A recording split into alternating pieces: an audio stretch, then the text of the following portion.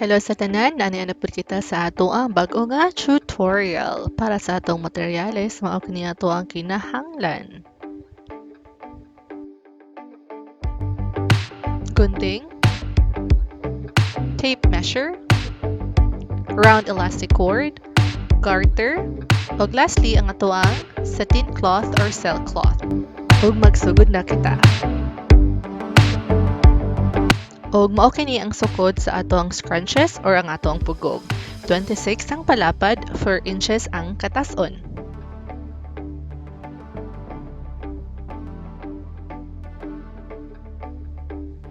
Og para sa ikog sa ato ang pugong, ikog or tail, magsukod lamang kita og 26 ang palapad og 6 inches ang pataas.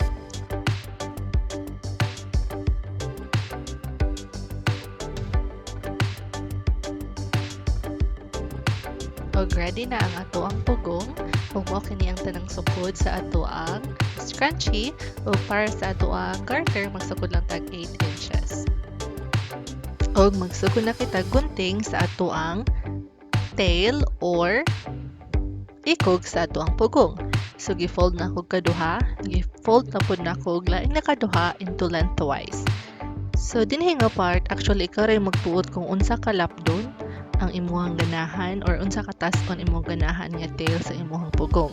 So kung ganahan kag short, cut it short. Kung ganahan kag long, and then cut longer. Inikaw man na to cut. Ato na dayon siyang i-fold after facing right sides. Let's go. So dinhi nga part, nagsugod na kog tahi sa ato ang ikog or sa ato ang tail. So dinhi nga part, ako lang siyang gibinan og about half inch nga wala na ko gihurot og tahi. Kay dinha na to i-fold ang right side sa ato ang fabric later. So kinahanglan dili na to siya puputohon og tahi. So hinahinay naman kita sa ato ang pagtahi.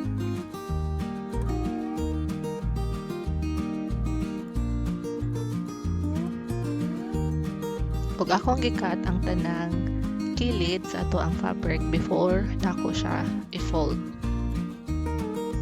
Ini ko human magkuha ta og ballpen or anything nga pwede na to gamiton para ato na dayong ipalusot ang ato ang right side nga fabric dinhi sa center nga diin wala na to gihuman og sirado or gihuman og tahi. Maupod sa bikas ato lang siyang ipalusot sa center. Ini kahuman hinahinayon na to siya pitad. Ug mao ni kini ang ato ang right side. Ini kahuman ato lang siyang dahion ang tunga para ma-close na to ang ato ang fabric. Ug dili ta dapat malimot sa pag-reverse para ma-lock gyud nato ang ato ang tinahian. Ini kahuman magsugod na kita sa ikaduha nato nga fabric mao ang ato ang scrunchies or ato ang pugong. So ako lang gitahi ang tanang kilid para siya masumpay.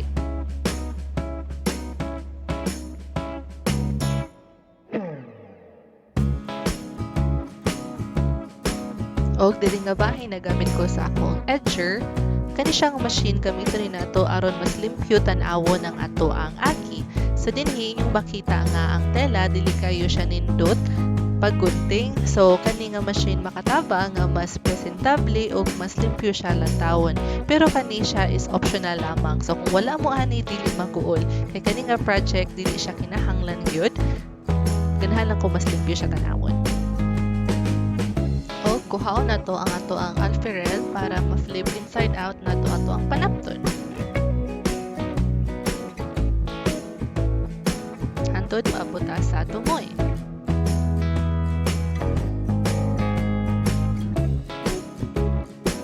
Mas nindot yun na to siya plansahon o na to tahion. Pero dinhi wala na ako giplansya o nagpadayon lang ko pagputang sa ako ang garter.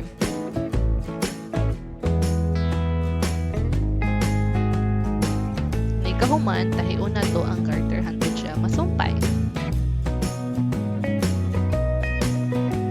kahuman, ato na yung isumpod ang both ends sa right o sa left side.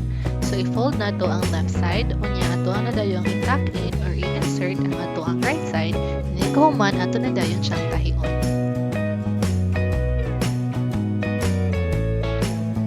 So, careful lang ta sa pagsumpay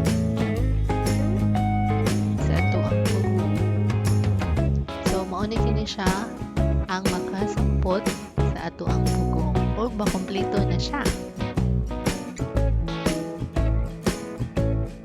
So, ato lang guntingan ang mga nanglabaw para mas limpyo siya ng tawon.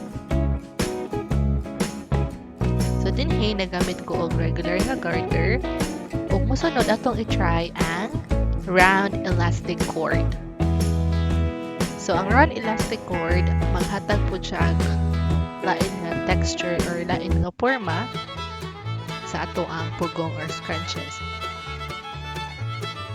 So, magyapon atong i-insert. So, instead of ato ang tahion, so kini ato alamang ihikot ang both ends. Nikahuman, maogyapon ang left side o ang right side end sa ato ang fabric, ato ang tuck-in o naiknikahuman atong tahion.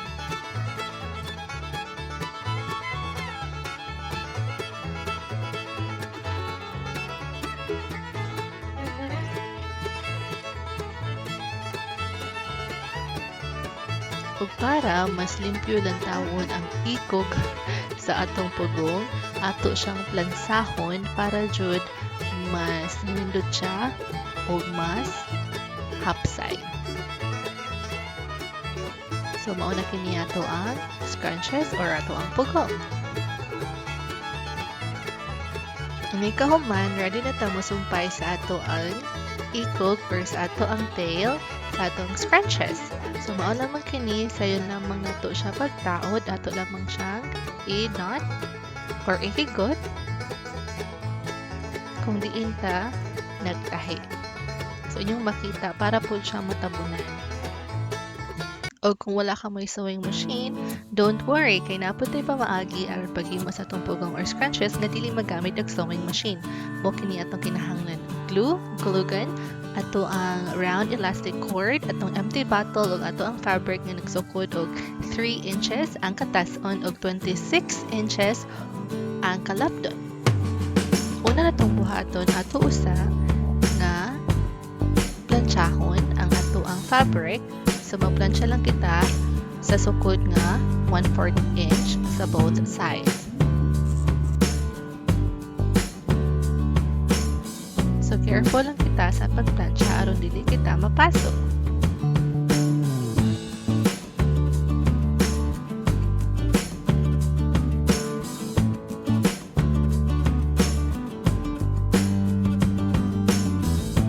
Hindi ko human itong plansya, kuhaon na ito ato ang empty bottle o ato ang elastic cord, o ato siyang ihigot o hinay-hinay na dahil nato i-insert ang ato ang fabric cloth or ato ang satin cloth or silk cloth. O ato lang siya i-gather ang tanang fabrics na mabahin-bahin siya o sakto. Ikahuman, magkuha na dahil ta sa ato ang glue stick or glue gun. Since wala may bala ang ako ang glue gun, so wala ako'y glue stick, so gigamit lang ko ni ako ang pang beads nga glue nga gitawag OB6000. So, or anything nga naa mo na makaglue og fabric, pwede na ninyo gamiton. So, kini, gamit kaayo ni natong mga babay, no? Kay, ambot lang sa ako alang, walang kabapila na kapugong ang mawala na ko. Ambot nga, no, kanyang pugong, no, dali kay mawa. Sige, tagpalit. So, kani nga tutorial, hinahot nga inyo ni sundon sa inyo paghimo mo mga 100 ka buok siya, mawagtangan pa mo. Kay, gamit kit kayo ni nato siya, labi nang nata sa balay, alimuot, or kung mulakaw ta, or manghimot ta sa atong household chores. Wow, hashtag kugihan. So, magkinahanglan dyan ang pugong.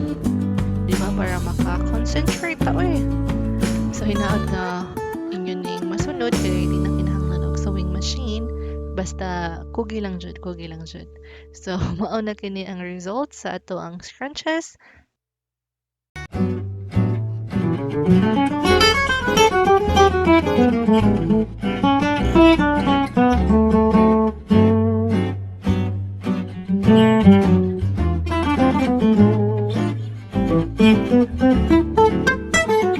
I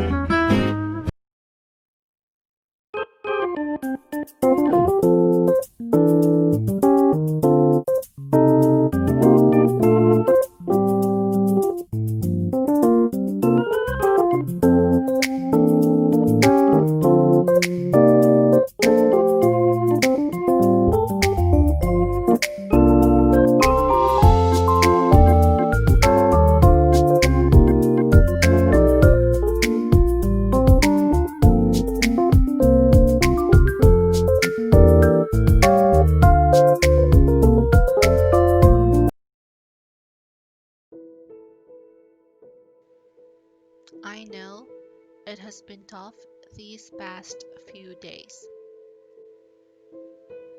There is something that blocks so many of us. Call it low esteem, shame, or the inner critic. We secretly feel unworthy and we're afraid to take the risk to let others see us as we are. The result? We feel disconnected, alienated, separate, and alone. We may even pretend that things are okay while our soul screams in desperation. We chain ourselves from the cycle that we are not good enough. Well, good news, my friend. God has a message for you. In Psalms chapter 147, verse 4, He determines the number of the stars. He calls them each by name. When we say stars, it is not only 10, hundreds, thousands, but billions of stars, my friend, and God named all of them. How much more for us? We are precious than gold. In Luke 12:7, why, even the hairs of your head are all numbered. Fear not, you are of more value than many sparrows. Every time we feel down, no one to talk to and hold on to, we may feel unworthy. I hope this will remind us that God is always there and He values you. Just connect with Him. Isaiah 41:10. Fear not, for I am with you. Be not dismayed, for I am your God. I will strengthen you, I will help you, and I will uphold you with my righteous right hand. Thank you for watching, and may God bless us all.